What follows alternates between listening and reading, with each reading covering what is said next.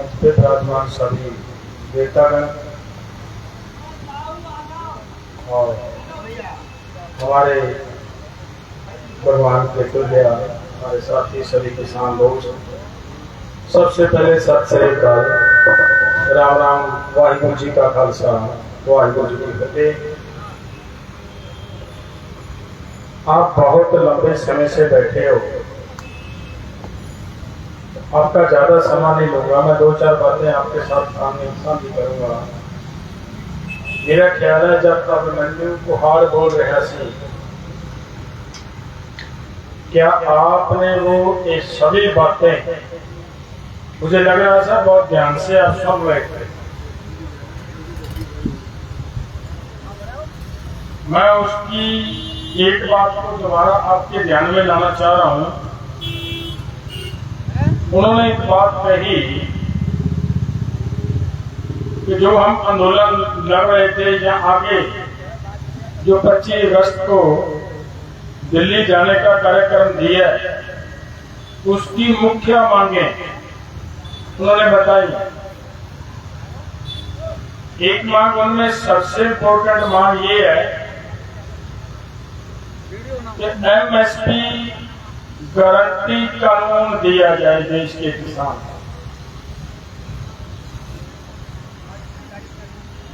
दूसरी बात उन्होंने कही कि किसान को लाभकारी मूल्य मिले। एक बात उन्होंने कही है ओईसीडी की रिपोर्ट का वेरवा देते हुए कि लाभकारी मूल्य की बात तो अभी दूर है। जो एमएसपी सरकार की तरफ से ही निर्धारित की जाती है, वो 2000 से लेकर 2017 तक ना मिलने की वजह से, वो भी पूरी ना मिलने की वजह से देश के किसान को 45 लाख करोड़ रुपए का नुकसान झेलना पड़ा। ये बोला ना अभिमन्यु ने, ध्यान में आपके अंदाजा लगाए। 45 लाख करोड़ का 17 साल के पीरियड में कि देश के किसान को एमएसपी के अनुसार ही भाव न मिलने की वजह से लूट लिया गया। और आपके सर पे जो कर्ज है किसान, हमारे देश के किसान ने जो सरकार का कर्ज देना है, वो केवल 16 लाख करोड़ है। जितना हमने कर्ज देना है सरकार का, उससे 3 गुना रुपए हमारे सरकार लूट चुकी है। ये समझाई बात का आपको? तो अब बताएं कि हमारे देश का किसान कर्ज की वजह से 7 लाख किसान, ये नंबर छोटा नहीं भाइयों, 7 लाख किसान कर्ज की वजह से खुदकशी कर चुका है। 7 लाख। अगर वो रेट हमें मिला होता, वो हमारी लूट ना हुई होती, क्या देश के किसान के ये हालात होते? वो 7 लाख किसान हमारा, उनको सुसाइड करना पड़ता? बताएं, नहीं करना पड़ता। इसका मतलब ये निकलता है, हम सरकार को ये नहीं कहते, बहुत सारे लोग ऐसी बातें करने वाले मिल जाते हैं। किसान पहले कर्ज उठाते हैं, लेते हैं, बाद में कहते हैं हमारा कर्ज माफ करो। हम नहीं कहते कर्ज माफ करो, हम एक बार ये जरूर कहते हैं, अरे भाई एक बार केबल पे तो आ जाओ, केबल पे आ जाओ हमारे साथ।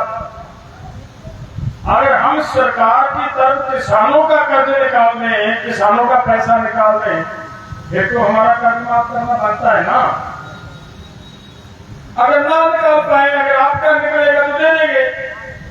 अरे भाई साहब तो कर लो हमारे साथ। ये बात जायज है या नाजायज है? आप ही की मांग है ना। एमएसपी मिलना चाहिए। एमएसपी गारंटी कानून बना होता। एमएसपी गारंटी कानून इसलिए चाहते हैं कि जो आपकी फसल का रेट तय होता है, उस रेट पे हमारे देश के किसान का एक एक दाना बिक जाना चाहिए। यही मांग रहे हैं। आप बताएं ईमानदारी से, आप यूपी वालों को नहीं चाहिए ये? क्यों भाई, चाहिए ना? चाहिए। तो इसलिए एमएसपी गारंटी कानून अगर होता, वो हमारे भाई जाते नहीं इस दुनिया से जो 7 लाख चला गया। बहुत सारे किसान संगठन भी हैं। कोई मेरे जैसा बोल देता है मुझे 40 साल हो गए, कोई बोल देता है 50 साल हो गए, कोई बोल देता है 30 साल हो गए, कोई बोल देता है 60 साल हो गए, हम तो किसानों की सेवा कर रहे हैं। अरे भाई, सेवा क्या कर रहे हैं? हमारे होते हुए हम भी नेता होकर लोगों के अंदर विचर रहे हैं, और हमारे दिल्ली किसान भी मर रहे हैं कर्ज की वजह से। हम क्या कर रहे हैं? क्या हमने अपनी भूमिका सही से निभाई? बताएं।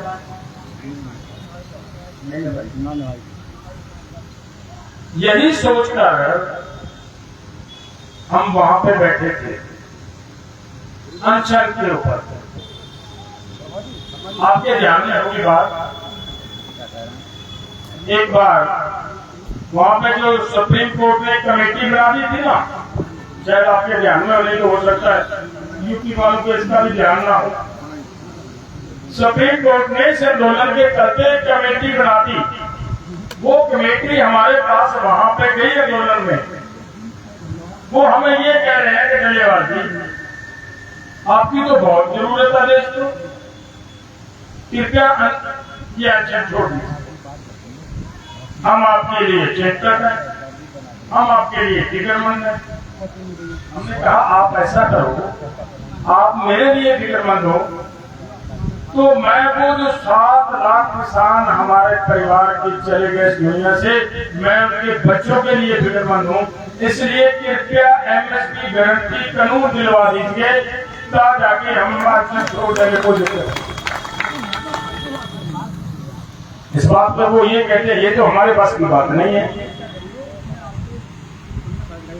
तो मेरा कहने का मतलब ये है, मैं जो आपसे बात पूछना चाह रहा हूं, ये एमएसपी गारंटी कानून लेना, देश के किसान की कर्ज मुक्ति और फिर से किसान के ऊपर कर्ज ना चढ़े, उसके लिए दरअसल अधिकार हमारा ये बनता है कि 1967 का जो प्राइस इंडेक्स है उसके अनुसार हमें अपनी फसल का भाव मिलना चाहिए।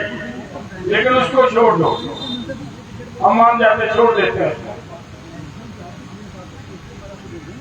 आप ही ने सरकार ने एक कमेटी बनाई, कमीशन बनाया डॉक्टर स्वामीनाथन की अध्यक्षता में। अरे भाई 2006 से वो आपकी टेबल पर पड़ा है, कभी वो सरकार आई कभी वो आई, सभी की सरकार आई ना 2006 के बाद। हमारा मित्र कोई नहीं, हमारा दुश्मन कोई नहीं, लेकिन किसी ने वो लागू नहीं की। वो ही कर दो, अगर आप वो ही कर दोगे तो किसान भविष्य में दोबारा कर्ज में नहीं फंसेगा। ये बताए ईमानदारी से, तीनों मांगे आपकी हैं या नहीं? ईमानदारी से बताए आपकी हैं। और एक बात और भी मैं आपसे पूछना चाहता हूं, जो आंदोलन के विरोधी या सरकार के लोग, मैं और किसी की बात नहीं करता, मैं सरकार की बात करता हूं। सरकार के लोग ये बात कह रहे थे कि ये जो खनौरी और शंभू पे बैठे हैं ये किसान नहीं है, ये किसान नहीं है, ये खालिस्तानी है। ये कह रहे थे या नहीं कह रहे थे? बताएं, सच्ची बात है मेरी। कह रहे थे ना, आप बताएं, हम ये मांग रहे थे आपके लिए, इससे अलावा और हमारी एक ही मांग, हमारे मांग पत्र की सरकार निकाल दे कि ये तो भाई आपकी तो खालिस्तान वाली मांग है। अगर आप ही की सभी मांगे हैं उसमें, तो फिर खालिस्तान की बात कहां से आई?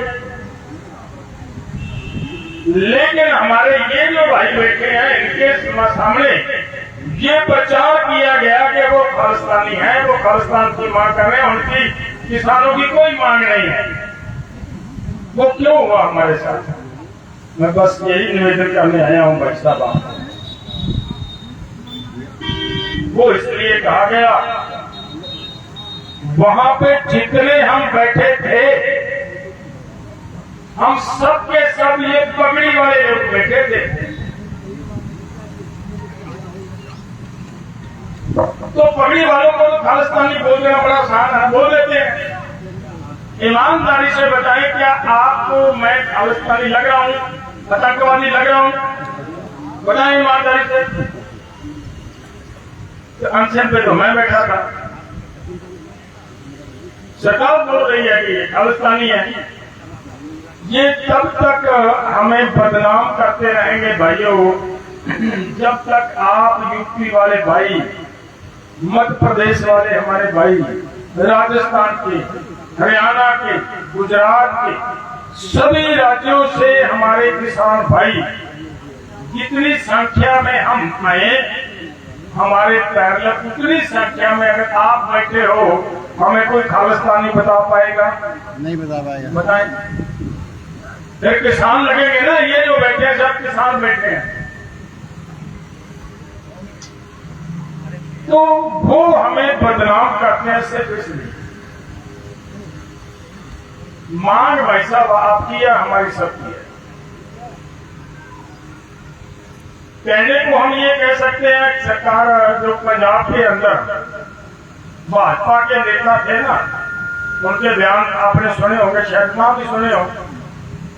हमारे प्रति उन्होंने जो बयान थे वो सुनिए, उन्होंने क्या कहा। उन्होंने ये कहा, पंजाब के अंदर हमें कमजोर करने के लिए हम आपकी बात कह रहे हैं, हमें कमजोर करने के लिए हमारी जड़ तो पंजाब के अंदर थी ना, हमारे सेंटर की, उन लोगों को हमारे से तोड़ने के लिए ये कहा गया कि इनको पूछो, इनको कहो, जो पंजाब के लिए आप लेना चाहते हो, मांग और मंगवानी चाहते हो, हमें बताओ, हम आपकी बात मानने के लिए तैयार हैं। सरकार आपकी बात मानेंगे, हम आपके आगे लड़कर जाएंगे, आप अपनी बात रखो पंजाब की। लेकिन हम क्या कह रहे थे कि हम किसान हैं, हमें पता है कि इस ताकत को, इस शक्ति को कभी जाति के आधार पे, कभी धर्म के आधार पे, कभी क्षेत्र के आधार पे, कभी राज्य के आधार पे ये लोग तोड़ने का, बांटने का काम करेंगे। हमने उनकी बात की परवाह नहीं की। हमने कहा हमारी मांग हमारे पूरे देश के किसानों के लिए है, हम ये जब तक नहीं मिलता हमारा आंदोलन जारी रहेगा। एक बात मैं और बता दूं आपको, जब हम पीछे आंदोलन लड़ रहे थे 2020-21 में, आप गाजीपुर बॉर्डर पे बैठे थे। हाँ। मैं 2-3 बार गया था गाजीपुर बॉर्डर पे भी आपसे, आपके नेताओं को मिलने के लिए। शायद सभी साथियों को उस समय मैं नहीं मिल पाया, या हो सकता सभी साथी ना पहचानते हो। उस समय जब 3 कानून सरकार ने वापस लिए थे, मैंने उस समय एक बात कही थी। मैंने कहा था अब थोड़ा समय और बैठ जाएगा, 20-25 दिन, 1 महीने की बात है, 1 महीना बैठ जाइए, एमएसपी गारंटी का कानून भी बन सकता है। बैठकर तो देखें। लेकिन वो बात हमारी बन नहीं पाई, लेकिन हम उसके लिए फिर लड़ने के लिए मैदान में उतरे। फिर से उस मांग को पूरी करवाने के लिए अब 25 तारीख का दिल्ली का कार्यक्रम दिया हुआ है। क्यों दिया है, हमें ये जानकारी है भाई। एक बात हम ध्यान नहीं देते इन बातों पे, बातें बड़ी छोटी छोटी होती हैं। अगर हम ध्यान देंगे इन बातों की तरफ तो हमें पता चलेगा कि हम कहाँ थे, कहाँ चले गए, कहाँ आ गए। आप सब जितने किसान भाई बैठे हो, आपके बुजुर्ग थे, दादा थे, दादा ही बोलते हो आप भी, दादा ही बोलते हो ना। किसी के दादा के सर पे कर्ज था क्या? किसी के भी दादा के सर पे कर्ज था क्या? बताएं जरी। नहीं था। अब आप में से वो बताएं जिनके सर पे कर्ज नहीं है। कोई है हमारे में से ऐसा? कोई बच्चा नहीं है 1 साल का नहीं है ना। दादा ने जितना उत्पादन किया, जितनी फसल पैदा की, अपने दादा से 10 गुना, 12 गुना, 15 गुना फसल पैदा कर रहे हो या नहीं कर रहे? बताएं। कर रहे हैं ना? कर रहे हैं ना? फिर क्या सही क्यों हुए? उत्पादन भी ज्यादा कर लिया, लेकिन फिर भी हमारे सर पे कर्ज चढ़ गया। उसकी वजह वही है जो पहले मैं बताई है, अभिमन्यु बोलकर गया है कि आपको जो सरकार निर्धारित करती है एमएसपी, उससे भी कम रेट पर आप अपनी फसल बेचने के लिए मजबूर हो भाइयों। ये कारण है कर्ज का। अगर ये लड़ाई ना लड़ी हमने तो कर्ज ऐसे वैसे बढ़ता जाएगा या नहीं बढ़ता जाएगा? बोले। अगर आपसे कर्ज नहीं उतरा, आप ना उतार पाएंगे। दादा के सर पे कर्ज नहीं था, उसका ये जो पोता बैठा है उसके सर पे कर्ज हो गया। जब ईमानदारी से बताएं, जब आपका बच्चा या आपका पोता आपकी जगह पे होगा, फिर कर्ज का क्या हाल होगा बताएं? सोचे जरा। उतार पाएगा? बच्चा नहीं उतार पाएगा ना। हमारे उस बच्चे को वो जैसे 7 लाख हमारे भाई गए हैं इस दुनिया से कर्ज की वजह से, उसी तरीके से हमारे बच्चों को जाना पड़ेगा। ये लड़ाई लड़ रहे हैं कि हमारा बच्चा जिसको आपने जन्म दिया है, यार सोच के देखो बच्चे की वैल्यू क्या है। पता है मुझे बच्चे का क्या कसूर है? बच्चे ने कर्ज उठाया? नहीं उठाया। उसकी इतनी गलती है कि उसने किसान के घर में जन्म ले लिया बेचारे ने। इसी वजह से उसे खुदकशी करनी पड़ेगी, सुसाइड करना पड़ेगा। तो उसको जिंदा रखने के लिए उसकी वैल्यू आप शहर से आए, आपके जेब में से 2000, 3000, 5000 रुपया गिर गया, मायूस हो जाते हो ना कि 5000 रुपया जेब से गिर गया। बताए ईमानदारी से, हो जाते हो ना? पूरे का पूरा परिवार, चाय अच्छी नहीं लगती, पानी अच्छा नहीं लगता, 5000 गिरते। वो पोता हो दूर से खेलता आता, उसको नहीं पता कि मेरे दादा को क्या मायूसी है, वो क्यों इतना उदास है, उसको नहीं पता। वो आता है, दादा के लात पकड़कर खड़ा होता है, उसको बोलता है यहाँ बैठाओ मुझे। जब दादा अपने पोते को यहाँ अपने बगल में लेता है, उठाता है, गोद में लेता है, ईमानदारी से बताएं, एक बार जब बच्चा आपकी गोद में आकर हंसी करता है, वो 5, 7, 10, 20 हजार रुपए का जो मायूसी थी वो एक बार दूर कर देता है या नहीं कर देता? ईमानदारी से बताएं। जो बच्चा आपकी उदासी दूर कर रहा है, उस बच्चे को यार कर्ज की वजह से मरना पड़े, जो हमें दादा कहलाने का, बाप कहलाने का हक है क्या? लो भाइयों, नहीं।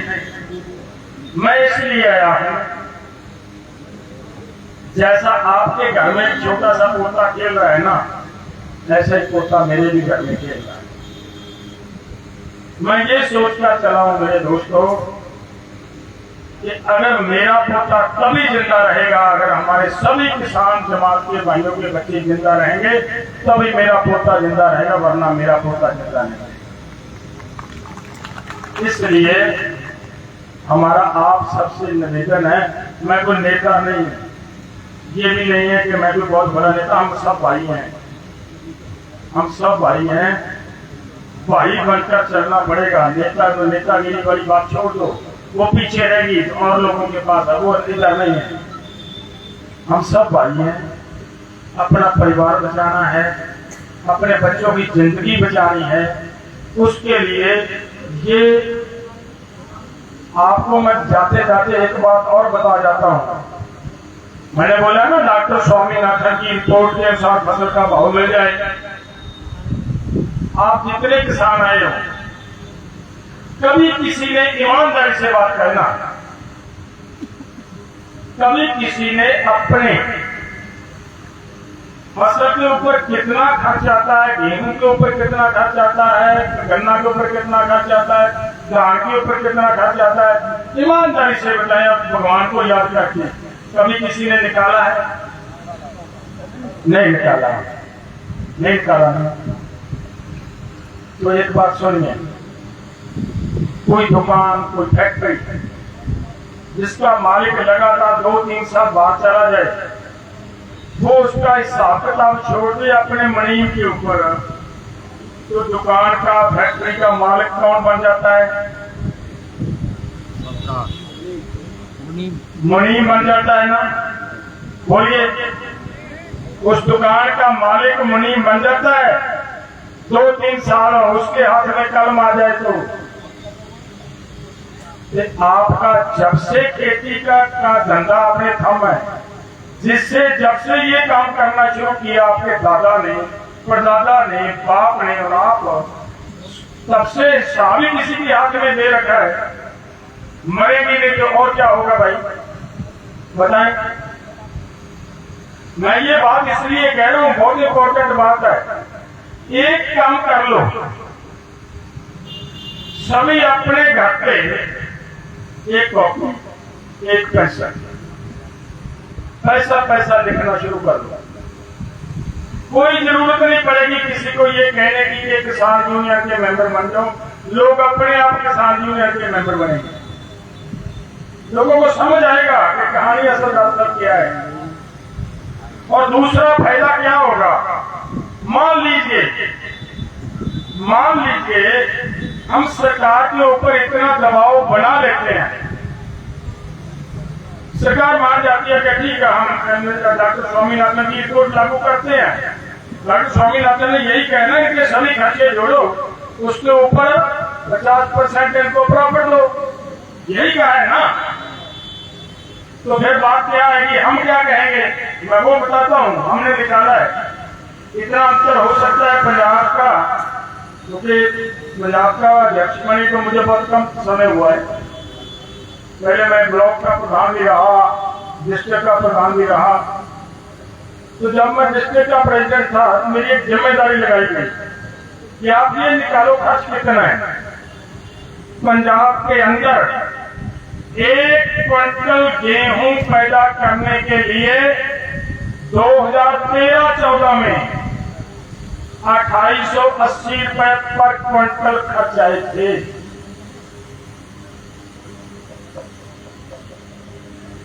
और इसी तरह धान के ऊपर 2240 रुपए पर क्विंटल खर्च आते हैं। अगर किसी के मन में ये बुलेटिन हो तो वो मेरे मोबाइल में है, अभी वो राजवीर जी को दे दूंगा मैं, और वो लड़का है जो दूसरा कौशल को दे दूंगा। आप कौशल की उम्र के ज्यादा लड़के हो, उससे ज्यादा आपने शेयर कर लेना, और एक पैसे का हिसाब है उसमें नोट कर लेना। इतना ही निकलेगा जितना मैंने बोला है।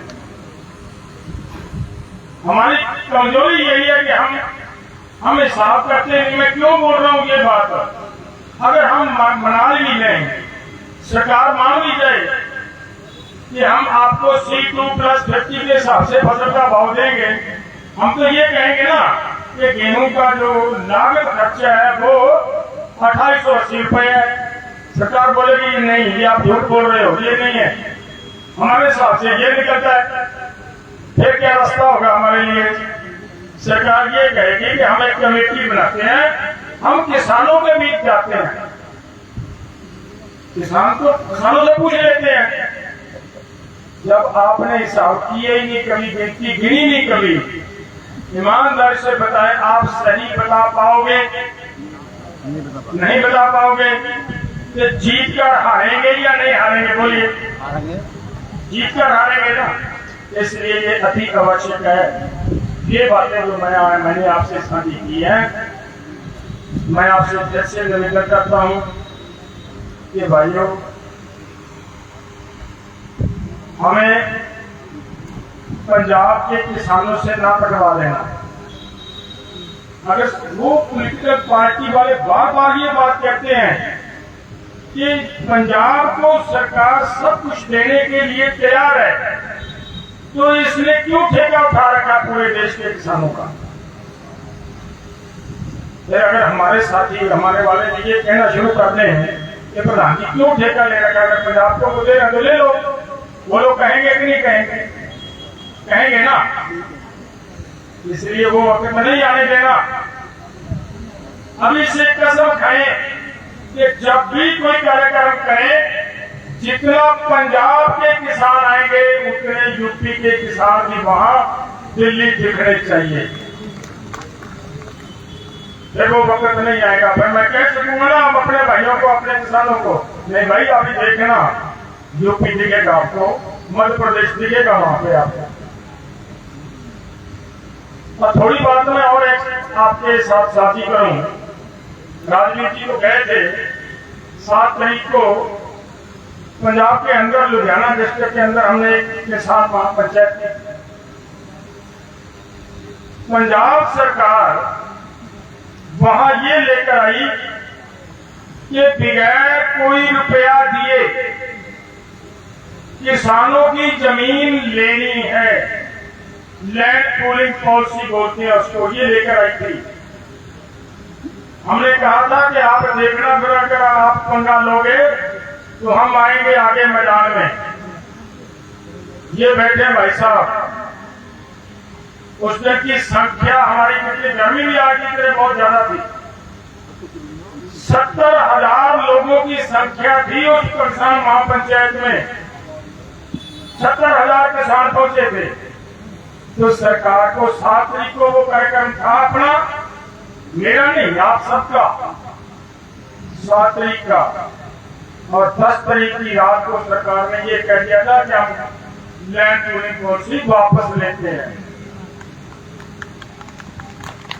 मैं आपसे भी ये गुजारिश करूंगा कि यूपी तो यार पंजाब से 10 गुना बड़ी है।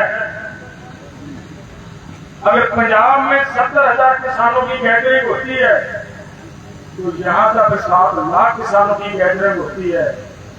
अगर मैं 7 लाख भी छोड़ दो, अगर यहाँ 70,000 किसानों की भी गैदरिंग होती ना, ये दिहाड़ी ऐसे ना करते।